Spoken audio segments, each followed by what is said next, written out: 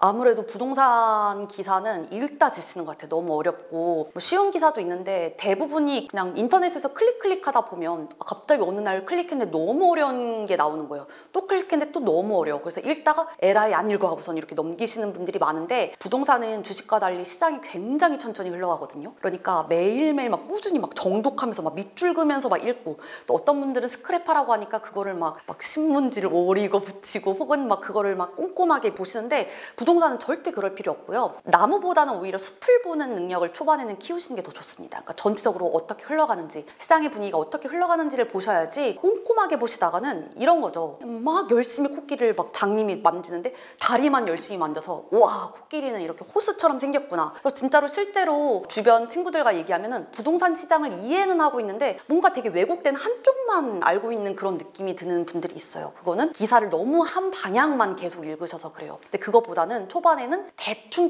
읽더라도, 그러니까 기사 제목과 리드만 읽더라도 좀 많이 읽는 연습을 하시는 게 좋겠고, 읽다가 이제 어느 정도 큰 틀이 잡힌 이후에는 그 다음에 내가 관심 있는 지역, 관심 있는 가격 범위대 위주로 좀 꼼꼼히 읽는 그런 방향으로 가시면 좋겠다, 이런 말씀 첫 번째로 드립니다. 그리고 정말로 죄송한데 제가 드리고 싶은 말이, 기자들이 기자가 되면 받는 교육 중에 하나가 있는데요. 개가 사람을 물면 기사가 되지 않지만 사람이 개가 물면 기사가 됩니다. 그러니까 개가 사람을 물는 건 너무 흔하잖아요. 근데 사람이 개가 물면 이거 미친 건가? 뭐 이렇게 되면서 그게 기사가 될 수 있다는 것처럼, 정말 죄송한데 부동산에 갑자기 여기 아파트 단지에서 집값이 막 반값이 됐다, 이렇게 되면 다들 놀라서 부동산 시장 이제 반토막 된다라고 하실지 모르는데, 그건 그만큼 이 시장에서 갑자기 너무 특이한 상황이라서 기사가 되는 거예요. 그래서 저희도 이 시장에서 원래 지금은 그렇지 않은데 갑자기 특이한 상황이 나왔을 때 그 매물을 가지고 와서 기사를 쓰거든요. 가끔 저도 쓰면서 되게 죄송할 때가 있는데, 그거 하나를 가지고 갑자기 시장이 엄청나게 떨어졌다 이렇게 너무 공포심을 갖지 않으셨으면 좋겠어요. 그리고 반대의 경우도 마찬가지예요. 갑자기 집값이 2배로 뛰는 몇 가지의 사례를 들고 그렇게 집값이 갑자기 어느 지역이 뛰었다 이렇게 저희가 쓰곤 하는데, 그걸 보고 거봐, 야 집값 폭등기야 라고 하면서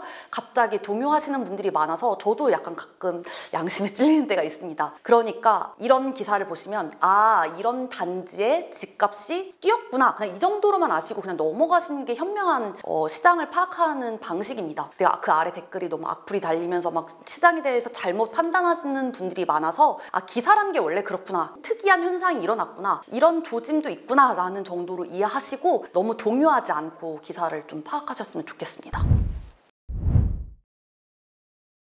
채널을 딱 언급하기는 그렇고, 여기에 제가 취재를 좀 오래 하면서 느낀 게, 아무래도 부동산 쪽에선 돈이 좀 되다 보니까 부동산 기사 중에서도 광고의 성격을 띈 기사가 되게 많아요. 그런 거를 좀 많이 걸러내면서 읽으셨으면 좋겠다. 저도 부끄러운 얘기지만 이런 얘기를 좀 드려요. 그래서 기사를 읽으면서 물론 그 기사에는 굉장한 정보도 많이 들어있지만 또 너무 거기에 휘두르지는 않으셨으면 좋겠다는 뜻에서 말씀을 드리면요. 기사를 읽으시면서 두 번째 문장쯤에 몸에 따르면 하면서 어떤 연구소가 나올 때가 있어요. 그런데 그 연구소가 뭐 난생 처음 들어본 연구소다, 그러니까 뭐 국토교통부나 여기 나오는 부동산 일사나 뭐 이렇게 좀 업력을 오래 가지고 있거나 공공기관이 아닌 그 외의 기관에서 갑자기 연구소다라고 하면서 무슨 통계자료를 제시하거나 막 이러는 경우가 있습니다. 그리고 그 이후에 막 어떤 아파트 단지의 집값이 올랐네, 어디가 유망하네 막 이러면서 막 소개하는 경우가 있는데, 그런 경우는 조금 홍보성으로 만들어진 경우가 되게 많다. 뭐 거기에서 분양을 한다거나 이러면은 그냥 그런 객관적인 정보만 얻으시면 되지,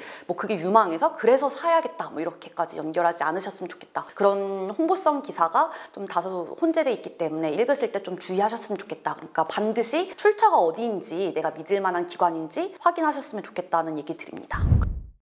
그리고 기사 중에는 부동산 기사가 특히 굉장히 미래형 표현이 많습니다. 뭔말 전망이다, 뭔말 기대가 된다, 주목된다. 이게 다시 사실은 확인이 된 게 아니라 그냥 그럴 것이다 라는 거거든요. 근데 그게 누가 그런 건지에 대한 말은 없어요. 그냥 우리가 그렇다라고 이렇게 몰고 가는 거예요. 그런 표현들에 너무 이렇게 휘둘리지 마시고, 거기 나와 있는 객관적 팩트만, 정보만 얻어가시고, 그래서 막 집값이 오를 것 같아서 또 집거나 떨어질 것 같아서 버리거나 이렇게 객관적인 정보만 얻고 취할 것만 취하시는 것들을 또 연습하시는 것도 필요하지 않을까 생각이 듭니다. 제가 계속 누누이 주변 친구들한테 부동산을 빨리 공부해야 된다. 너가 너무 열심히 그렇게 돈 벌어봤자 소용이 없다. 그 열심히 벌면 뭐하냐. 공부를 해야 된다. 이렇게 말을 하면 너무 비싸서 정말 엄두가 안 난다. 나랑은 너무 멀게만 느껴진다. 이렇게 말을 해요. 네, 맞습니다. 부동산의 70%는 용기로 사는 겁니다. 너무 비싸서 뭐 알아. 너 사. 근데 제가 아무리 말하고 물론 그렇게 말은 안 하지만 지금 사야 돼 라고 말을 해도 아무도 선뜻 나서지 못해요. 왜냐면 너무 용기가 나질 않아서요. 그래서 공부를 해야 합니다. 왜냐면 용기는 그냥 나오는 게 아니라 자신감이 있어야 나오거든요. 그런데 자신감은 어디서 나옵니까? 근거 없는 자신감, 근자감은 없습니다. 다 나 자신에게서 내가 알고 있어야 나오는 거거든요. 그러니까 내가 공부가 밑바탕이 되고 그래 이 시장이 맞아 라는 확신이 있을 때 자신감이 나오고 그 용기가 나와서 내가 올바른 판단을 할 수 있는 거거든요. 사실 뭐 제가 여러분들한테 부동산을 가르쳐 드리지 않아서 정보가 없어서 여러분들이 못 하시는 거 아니잖아요. 엄청난 부동산 정보 홍수 속에 살고 있는데 내가 확신이 없어서 내 용기가 없어서 지를 수 있는 자신이 없어서 여러분들 못하고 있으신 거잖아요. 그 결정은 여러분들의 공부에서 나온다고 생각합니다. 자신감을 갖고 확신을 얻고 용기를 얻으시려면 뷰티 보시면서 실력 쌓으시고 그리고 용기 얻으시길 바랍니다.